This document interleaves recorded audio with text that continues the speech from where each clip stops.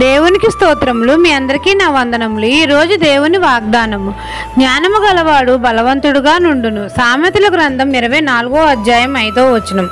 మహాపరిశుద్ధుడైన మన తండ్రి అయిన యెహోవా జీవము గల దేవుడు, నిన్న నేడు రేపు ఏకరీతిగా ఉన్నవాడు అనువాడు.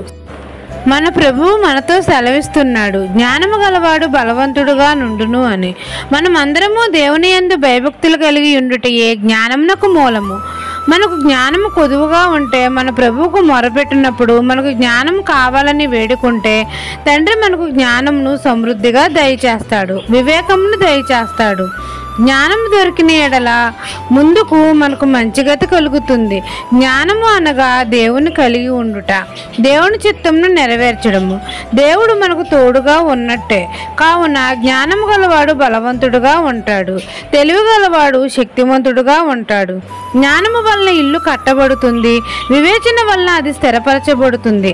ధనమును నమ్ముకొనుట కంటే జ్ఞానమును నమ్ముకొనుట మేలు. జ్ఞానము మనకు ఘనతను కలుగజేస్తుంది, ఉన్నత స్థితిలో మనల్ని ఉంచుతుంది. ఈ దిన వాగ్దానం మీ నా జీవితంలో నెరవేరాలని కోరుకుంటూ, దేవుని సువార్త పరిచర్యలో మీ సహోదరి. ఆమెన్.